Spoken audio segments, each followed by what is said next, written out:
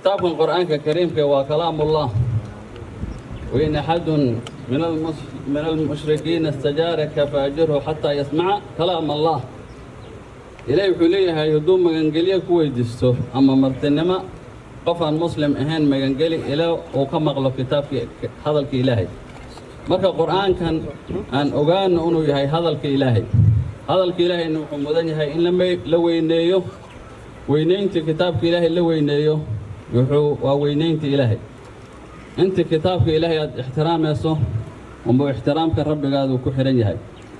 وحونا النبي محمد عليه الصلاة والسلام حديث في صحيح مسلم كسوغا سيد عمر أرنتا كورين قال عمر رضي الله عنه إن نبيكم صلى الله عليه وسلم قال إن الله يرفع بهذا الكتاب أقواما ويضع به آخرين. كتاب القرآن الكريم كيضبوا إلهي كرة وقاضي وكفر يلي نكي برطه وعمل فله رميسا إلهي كرة وقاضي الدنيا آخرة الدون كان الله في عنه آخرنا الجنة وإلهي سبحانه وتعالى قالين ويضع به آخرين قارك لنا ما أردت إلهي هوس ودقي نكي كتاب كان كجيستو كعن بدحيو برنين احتراما إلهي هوس ودقي وحان ربعنا نشيغو أن أقول بشاريو المها قرآن كحفديين ما أنت وتاغن هاي طرطنك شرفت إليهن ما لن قيام إليه أكتس حديث صحيح أخرجه إمام الترمذي وصححه الشيخ ناصر الدين الألباني وحليه من حديث أبي هريرة يجيء القرآن يوم القيامة ما لن قيام قرآن كإيماني قرآن كو صعده يا قيامة إيماني وحليها فيقول يا رب حله إلهي يوم أدون كان قرحي قرآن كاده مركز ربي حليها النبي حليها فيلبسوا تاج الكرامة إلهي وحو أدون كاس أقليني قرآن كحفظناي واحد تاج لده تاج محاوي يحكوا في أدهانه والذهب كسميسان وددك بقرها يحيطان تاسو تي آقره يا مدح لو قليني قرآن كحفظناي أو إلهي أكون موسى إلهي أكون موسى لأن قرآن كأنت كعصده قرآن كأنت أكون مداني وحولي هاي يا ربي زده إله أكرده فيلبسوا حلة الكرامة اسكو جوج شرفات وإلهي بحين ما لن قيامة يا لو قلين مركز ولي هاي إله كرر لنقو أنت أكون مداني قرآن مركز إلهي كرر لنقوني مركز الله ده قرآن كآخره درجة جنة فول آيات قدام ماشي أي كل ما توي ماشي هدقيسو آيات كستا آخر سنة وحلقاسيني أجر يا أبال تاس وادتك قرآن كحفظيي المها والدين دلين دقيسو ومارت النبي كشك عليه الصلاة والسلام وحوليه هاي نبي عليه الصلاة والسلام أسجنا حديث سوكله نك قرآن كبرتو كعمل فلو مركي اللي حفظيي كذب لبدا والد labadiisa waalid waxaa loo xiri taaj waa arinta haddaan soo sheegaynay waa maxaa weeye wax koofiyad ahaane oo madaxa ku wareegsan oo dahab ka samaysan oo kii aakhare oo ilaahay bixini yaa labada waalid loo gelini markaas haddana waxa nuurka ka bixi waxa u maleeyo oraxdo kale taajkaas labada waalid loo geliyay madaxa markaas haddana isku joog sharfeeda loo gelini hadduunka oo dhan iyo wixii ku dhex jiro hadii la qiimeeyo ma goonyayo yiri nabiga labada waalid waxay leeyihiin arintan maxaan ku kasbanay shaqadan shaqa aan qabsanay ma waan ku helin arintan intee ka imaatay waxa la leeyahay bi akhdi waladikuma alquran ilmihi aad quraanka barteen yaa sharaftan ku hesheen dadkaas waalidiintaas ilmahan ma sharaftaas ay leeyihiin ilmaha quraanka xifdiyeenna sharaftaas ay leeyihiin waxaan leeyahay marka dadka maanta meeshan iskugu imaado arinta dhigaha fura qaasatan dadka mas'uuliyiinta culimada iyo qeyrkeedaba haddaan mar ilaahay muslim naga dhigay inaan quraanka ilaahay aan sharafno korna u qaadno waxaana kamid tahay arintaas waajibaadka mas'uuliyadaanada kamid tahay inaan quraanka sharafno kor u qaadno nabi kaleey salaatu wasalaam wuxuu yiri maalinta qiyaama markii la isku imaado nin kasta oo mas'uuliyad qaade wuxuu leeyahay ilaahayow samada iga soo tur intaad dhehe lahayd mas'uuliyada qaatay waa lagu la xisaabtami intaad dhehe lahayd mas'uuliyada qaatay waa lagu la xisaabtami samada iga soo tur intaas ciqaab iyo edban iga dhig haddaba nin kasta oo mas-uule arrintaas wuxuu kaga badbaadi kitaabka ilaahay sida oo la dhaqmo yuu maaragtay kaga badbaadi waxaan leeyahay dadka mas-uuliyiinta ilaahay aan ka cabsanno subxaanahu watacaala cadaaladdan aan ku dadaalno aanan isku dayno maaragtay inaan iska ilaalinno qofka siduu doono inuu u dhaqmo ama culimo ahaada ama keyrkooda ahaada khaasatan xuquuqda laisku leeyahay ummadda dadweynaha maxaa yeele nabiga calayhi salaatu wasalaam xadiis fi saxiix muslim ku sugan wuxuu yidhi ina rijaalan yatakhawaduuna fii maali illaahi biqayrin xaqin falahum nnaar yowma alqiyaama waxaa jira dad hantida dadweyne say doonaan ugu dhaqmayn oo say doonaan u maamulanayn maalinta qiyaama naar bay leeyihiin marka mas-uuliyadda aan gudanno kitaabka ilaahay qoraan u qaadno aanan isku dayno inaan dhimanno annagoo muslimiinah waan dhiman haynaaye cadaaladda islaamnimada aan ku dadaalno kitaabka ilaahayna garab aan siinno ilmaha iyo waalidiinta waxoo dhan maaragtay garab aan siinno kor aan u qaadno suu ilaahay kor noogu qaado kelimadii way gaabneed wasali allahuma calaa nabiyina maxamed بسم الله السلام عليكم ورحمة الله وبركاته الحمد لله ثناء لله والصلاة والسلام على رسول الله Sheikh Hassan anasema watu wa Msalani wanajua lugha ya kitaifa Kiswahili, kwa hivyo alhamdulillah amenipunguzia kazi. Mwenyezi Mungu Subhanahu wa Ta'ala yuhifadhi waja wake wanapohifadhi Qur'an, na ushahidi kwa katika sunna ya Bwana Mtume sallallahu alaihi wasallam, hadithi Abi Darda radhiyallahu anhu iliyokuja katika sahihi Muslim. Fitna kubwa ambaye itakayotukumba sisi wanadamu, na hakuna fitna kama hiyo, ni fitna ya Masihi Dajjal. Masihi Dajjal atakapokuja hapa duniani ataleta ufisadi na mabaya na kufitinisha watu katika dini. Na huyu Masihi Dajjal atakapokuja, kwa lugha ya Kiingereza anajulikana kama false messiah, atakapokuja duniani atakuwa na kipawa akiamrisha ardhi itoe mimea na mbingu kunyesha mvua.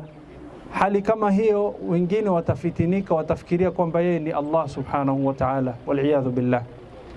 Hali kama hiyo watu wengine wataangukia katika mtego huo,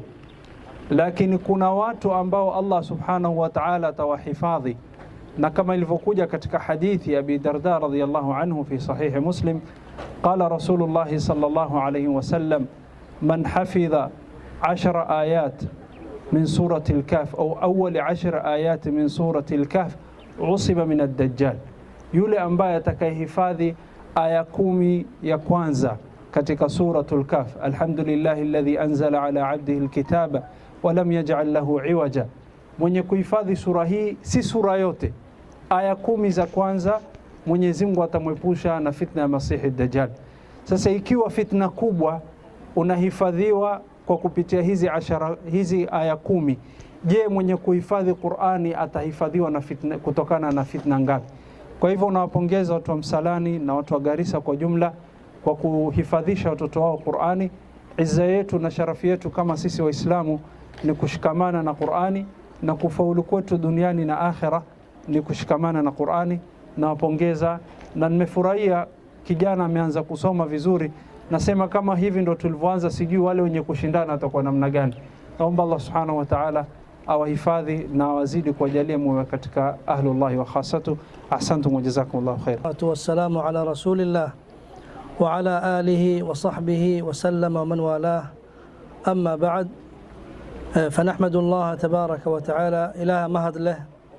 أن جمعنا في هذا المكان وميها نسكن ماني من أجل كتاب الله عز وجل. كتابك إلهي درتي سهل كان سكون ماني، لا اجتمعنا مكوكل من ميهان من أجل قبيلة أو من أجل مصالح دنيوية، مو مان انتين وحانوين ماني ددك وين ددير إيو علمه عرورتي كل قوذي هوينك وحاوني ماني إن كتابك إلهي سبحانه وتعالى هو خدمينه. يقول الله تبارك وتعالى في كتابه الكريم: إن الذين يتلون كتاب الله وأقاموا الصلاة وأنفقوا مما رزقناهم سرا وعلانية يرجون تجارة لن تبور. آيدا إلهي سبحانه وتعالى وحكوليه ددك قرآنك إلهي أقرنايو وهبيني مال قرآنك إلهي أقرنايو وعمل فلايو iyo salaada oogayo iyo maalkooda bixinayo, Ilaahay subhanahu wa ta'ala wuxuu u ballan qaaday tijaaro maalinta qiyaamo aanan khasaaro lahayn. 3 shay aan khasaaro lahayn. khasaaro ma yaqaan qofkii saddexdan shay sameeyo waxaa ugu horeeyo qiraa'atu alqur'aani alkariim. aayaddan wuxuu leeyahay imaam alqurtubi fii tafsiirihi wuxuu leeyahay hadihi alaaya aayatu ahli lqur'aan aayatu alquraa. aayaddan aayadda quraada waay oo qur'aanka dadka qur'aanka ilaahay akhrinaya oo dadka wax baraya. aayaddan ayay khusaysaa alcaamiliina biha dadka ku camal falaya qur'aanka. walihaada ninka qur'aanka dadka baraya ama kuwa baranayo nabiga calayhi الصلاة والسلام waa u bishaareeyey كما جاء في صحيح البخاري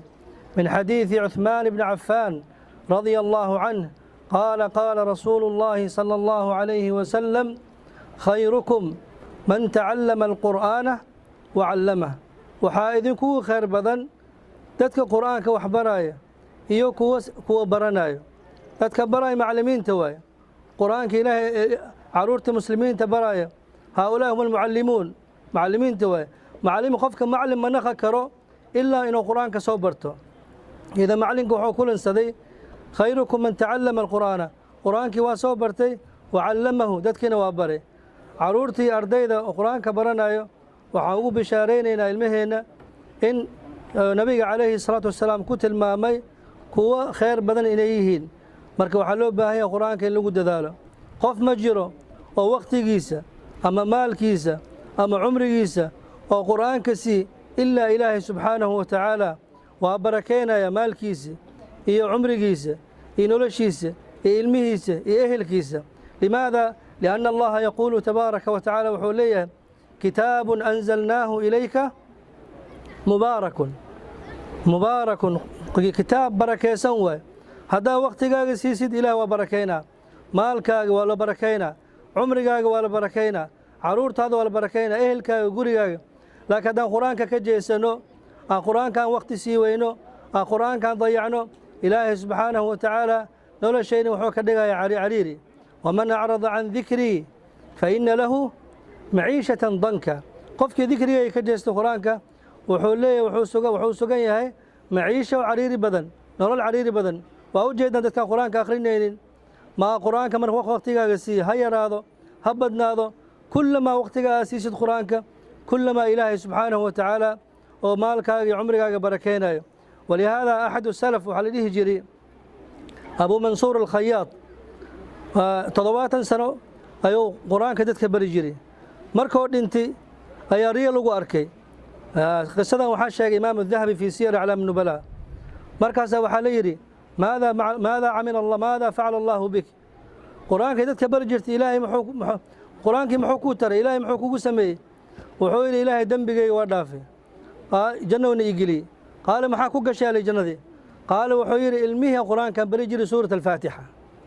dhegeysta, suurat alfaatixa caruurtii aan bari jiri ilaahay subxaanahu wa tacaala wuxuu igu geliyey jannadii uu geliyey, ilmuhu bari jiray. marka macallinka qur'aanka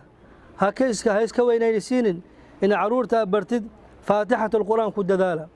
hataa dadka weyn ku dadaala ilmaha faatixada inaad ka seexdiin. limaada? canugaa haddaa faatixada ka seexdid canugaa meeqa sano qur'aanka akhrinaa, intaan sano dukanaa, intaan sanad oo wax baro, ajarkeeda adaad leedahay haddii faatixada ka seexdid. marka qur'aanka ha lagu dadaalo. walihaada abu cabdiraxmaan xabiib asulami wuxuu leeyahay 40 sano oo masaajidka nebiga calayhi الصلاة والسلام oo dadka bari jiray 40 sano. markaasaa la weydiiyey maxaa ku fadhiisaya 40 sano dadka qur'aanka baraysid? wallahi wax kale ma ii fadhiisin loo yidhi ilaa xadiiثan ka maqlay cuثmaan ibn cafaan radia allahu canhu wuxuu leeyahay khayrukum man tacallama alqur'aana wacallamah. xadiidkana ay fadhiisii inaan dadka qur'aanka baro. marka waxaa un bashaaraynaya macallimiinta ajarkiina ilaahay subxaanahu wa tacaala ixtisaab la imaada. caruurta ilmaha qur'aanka baraysaan ogaada ajarkiina cinda allahi inuu weyn yahay. marka adduunya ha fiirin, adduunya waa yar tahay barina waa dhammaanaysaa, laakiin waxaa ku xisaabtantihiin cinda allahi caza wajal yarjuuna tijaaratan lan tabuur. waaktafi bihada alqadr وصلي اللهم وسلم وبارك على نبينا محمد وعلى آله وصحبه أجمعين. بسم الله الرحمن الرحيم. إنا نحن نحيي الموتى ونكتب ما قدموا وآثارهم وكل شيء أحصيناه في إمام مبين. سيو Mwenyezi Mungu Subhanahu wa Ta'ala anasema inna nahnu nuhyil mauta, sisi ndio tunahuisha waliokufa siku ya Kiyama. Wanaktubu ma qaddamu, na tunaandika yale walioyatanguliza. Ile yaliyotanguliza ya khairi inaandikwa, ya shari pia inaandikwa. Kisha akasema wa atharahum, na ile athari waliowacha raadkii ka tageen Quraanka Soomaali. Haddii wanaag ka tageen inaandikwa, haddii xumaan ka tageenna inaandikwa. Tukiwa leo ni hafla ya 14 tunafanya athari ya Muhammad Yusuf Haji rahimahullahu ta'ala, kwa sababu hii musabaka ilianzishwa na Muhammad Yusuf Haji. Alianzisha miaka 14 iliyopita. Alianzisha wakati ilikuwa hakuna tahfidh ya aina yote sehemu hii, kulikuwa na duksi tu ya watu binafsi. Lakini alhamdulillah hivi sasa kuna tahfidh inapatikana Huluku, kuna tahfidh ya Ibn Abbas inapatikana Sangailu, kuna tahfidh ya Ibn Abbas inapatikana Ijara, kuna tahfidh ya Ibn Abbas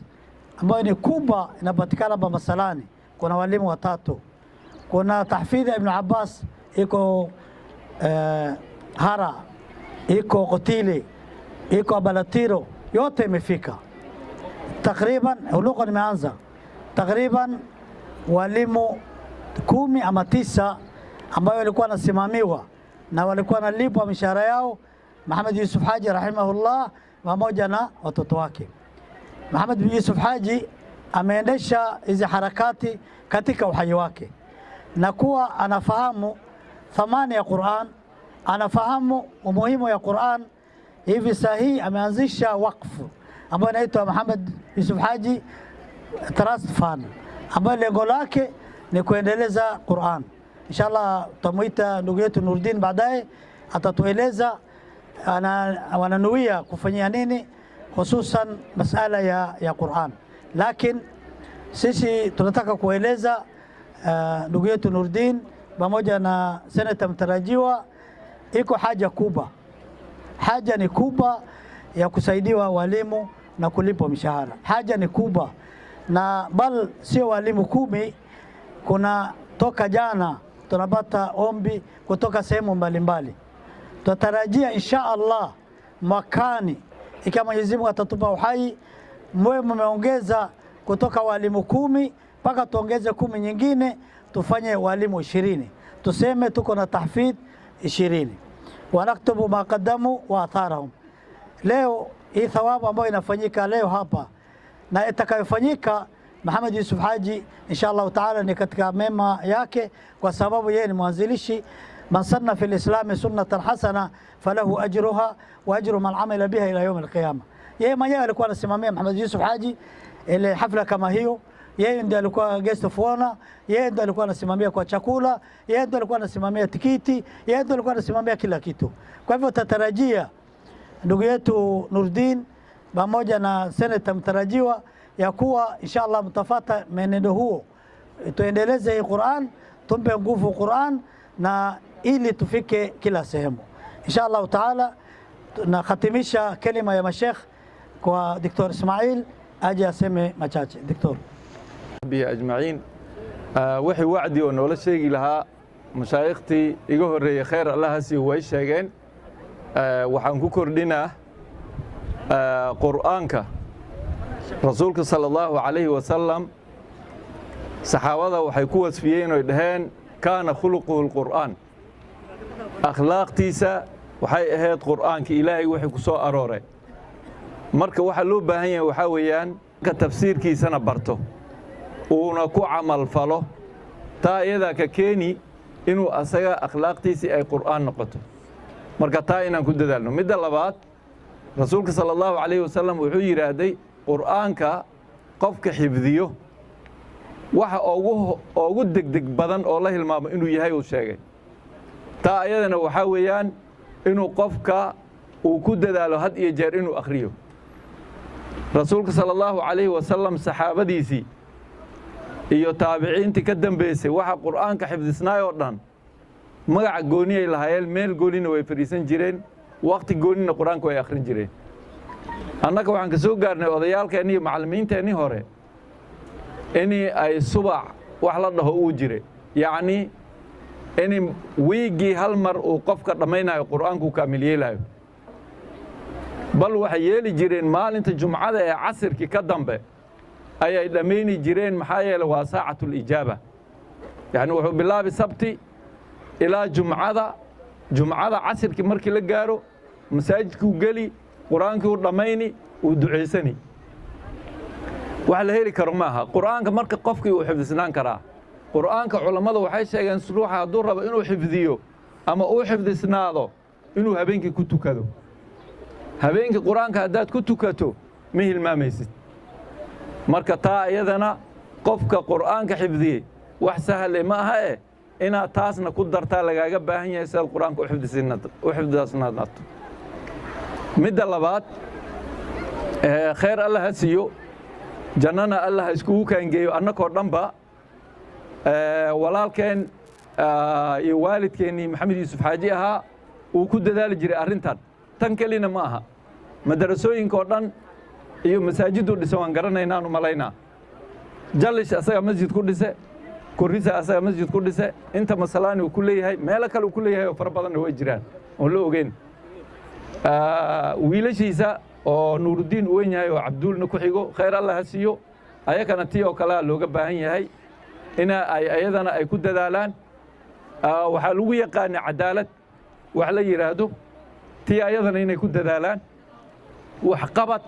tii ayadaheedna inay ku dadaalaana looga baahan yahay waxyaalaha oo dhanba wax yar ma aha waa wax weyn weeyaan midda aan ku soo gebagabaynayo waxaa waaye waxaan u malayni qof kasta oo annaka naga mid wakhti uu ashahaatuu joogaa wax malakumowt la dhaho dadkii wuxuu soo gaara meel la malaysanaynin marka 3 shay ayaan rabaa inaan isku dadaaranno annaka oo dhan midda koowaad toobad ilaahay in loo noqdo oo ilaahay loo toobad keeno meel lagu soo jiro ma garanaysid saacadaad dhiman doontona ma garanaysid markii hore waxaa laga sheekaysanaya oo la lahaa cudurka corona dadkii laynihaya cudurkii keli inuu ahayn maalin ama 2 maalmood ka hore labadii gaari oo isku dhaceen oo baasaskii waad arkaysiin dadka waxa ku dhacay xalay waxaa noola soo sheegay 2 qof oo cidda ama ree ijaara inuu midna gaaris ku dhintay midna qotiilay ku dhintay oo labadoodana ay dhinteen wixii qofna la joogin marka waxa waay wacdi waana la wacdinaya waana waxa noogu filan meesha noola soo joogo ilaahay ha loo toobad keeno ilaahay ha loo toobad keeno ilaahayna ha laga baqo midda kale waxaa weeyaan oo waajib iyadana in liis cafiyo inaan iscafinno annakoo dhan faman cafaa wa aslaxa fa ajruhu cala allaahi u ilaahay dhahay ilaahay unbaa ajirkii qofka kale cafiye garani wax kaloo garan karo ma laha jannadana waxa gelaya waxa ugu dambayni qof kale cafiyo uusan ogeyn sababtu u cafiyey midda kale in liisku soo duceeyo dadkeennoo dhanna isku ducayno inuu ilaahay na hanuuniyo oo ilaahay jidka toosan nagu oon ilaahay qur'aanka noo sahlo oo ilaahay qur'aanka na xifdisiyo carruurta yarka yaanan arkan qur'aanka xifdinayn dadka waaweyn oo qur'aanka garanaynin waxaad samaysataana imaam kasta wuxuu samayn karaa inuu xalaqa u sameeyo haweenka odayaalka ood qur'aanka barataan sheekha kelimaduu lahay qur'aan suuratulfaatixa ruuxi si fiican u barto waa bes mar waxaad yeeshaa inaad suuratulfaatixa ma ahee intaad ka baran karto aad ka barato diintii waxaa laga dhiga siyaasad walaalaheenna siyaasiyiinta ha ka dhex bixiyaan diinta siyaasadda arrintaa ayada waxaan leeyahay culammada diinta waxaa weeyaan inay dadka xaqa loo sheego waajib nagu culamo haddaan nahay ruuxii siyaasi oo doono inuu siyaasad dhexgeliyo diinta runtaa loo sheegi wixii xaqna waa loo sheegi siyaasadda diinta ha laga dhex daayo haddaad diinta wax la qabataan ajiraad ka helaysaan siyaasiyiin haddaad tihiin waa sax laakiin diinta iyo siyaasadda yaanan si xun intii laisku daro yaa si xun loo isticmaalin walaalayaalow wasalaamu calaykum waraxmat ullaahi wabarakaatu aniga waxaan u istaagay salaan iyo mahadcelin boqorkana waan u mahadcelinahay maashadiis inkasta ay waajib ku taho reerkiisu dhex joogaa waana xafladaha ugu muhiimsan waxaan malaynaa xifdi qur'aan iyo arday qur'aan xaafide isu imaadkooda iyo dhegaysigooda wax ka muhiimsan male waalid oo dhan wuxuu uga farax badan yahay ma jirto soo saas ba adee saad ogtihiinna xafladan waxaa lagu magacaabay abookey maxamed yuusuf xaaji allah u naxariisto bal asna faataxadu mara ilaahayna u soo barya waxaana idinka codsanaya inaad cafisiin ma cafiseen ma la cafiye makfira idinkana allah idin siiyo kulligeennana ilaahay makfiraha na siiyo intaan nool lahay annaga iyo wiilashuu dhalay waan wadaynaa xafladan intii tabartayne waxba ha ka waswaasina duqi baa tagay waxyaalo badan baa lumi iyo waxaas tala ilaahay la taal sooma tala ilaahay la taallaa insha allaahu annaga intii aan idinku tari karno oo idinku tarayn wax aad dareemi doontiin oo idinka nusqaami doonaan inuu jirana u malayn hadduu jiro na soo gaarsiiya haddii wax uu noga nasqaamo anaa mas-uushaas qaadi soo bashiir isumihi may maqashiin anaa mas-uushaas qaadi hataa wiilashii waxbaa u tegina aniga imaada anigaa la hadli waan soo dhammaynayn ayagana laakiin waa rag mas-uulshi ku adag way ka soo bixi doonaan wuxuu aabbahood ka tagana way wadi doonaan diin waa la baray naftooda way fahansan yihiin waalid wuxuu ka tagay inaad sii wado inuu yaho northeastern muslim welfare waxaan u helay dadkii bilaabay wuxuu ahay awowgay xaaji yuusuf xagga islaamka aad ay nimankaneeto uga shaqeeyeen tolkoodana aad ay u garbeen marka innagana waxaa la rabaa inaan ku da'no ciddan sidii ay u dhaqatay marka midda kale waxaan leenahay ilaahey jannaha geliyo aabbahoodna muusan ka yaraysan aabbihiis marka kuraydan waa inaan siday waxba dadaalkii awoogoodii aabbahooda ay u sii wadaan waa inaan garabsano dad niman yarin wey hadda waa dad si cimri weyn ma aha marka in la qalbi jebin waan rabi lahayn oo aan garab siino sifo danihii ay sii wadaan ay u sii kordhiyaan midda kale samoodow midnimada samoodow aad iyo aad ay muhiim u tahay aad bay muhiim u tahay waxa midnimo la yidhaahdo haddii anagaa mid ahayn dadkayna soo korahayo wax alla wixii ay qaban lahaayeen waxaa laga yaabaa inay boqolaal kale oo hadda kurayda lamid ah ama ku soo dhowba oo dana caynkaas ay qabteen oo dhow dambe laga inay ka joogsadaan haddii tolka asagoo mid noqon waayo hor midnimada ma ogolnahay inaan mid noqoto mudan midnimo inaan ku ducaysano ma ogoshiin samada away mid samada waa mid waa tol aabba iyo adeer iyo hadda qabiilaha kale oo u kala baxay dhowr farcaba iyo hadda waxay noqdaanba dad aad moodaa in anaga aan nahay wax 15 qabiil ka imaado marka waxaan leenahay waxaan intaa ku ambiya vijana ile kazi mlifanya ni kitu pia inaanzisha na babu yenu hasa hii mambo ya welfare ilikuwa imeanza na babu wangu Haji Yusuf. Baba yenu pia alikuwa anafanya bidii kutekeleza na kuendesha juu hali ya jamii ya Samora. Kwa hivi tuko na nyinyi, tuko na pia Mama Safia pia ni jamii yenu, pia hiyo ni na tunafurahia, tunajua mengi ambayo baba alifanya na nyinyi mnaendelea. Mungu atawabariki na sisi hatuwezi kuvunja nyinyi hata kidogo. Kurayda ma inaan garab siina ma ogosh intaas. Takbir Allah akbar. Takbir Allah akbar. Takbir Allah akbar.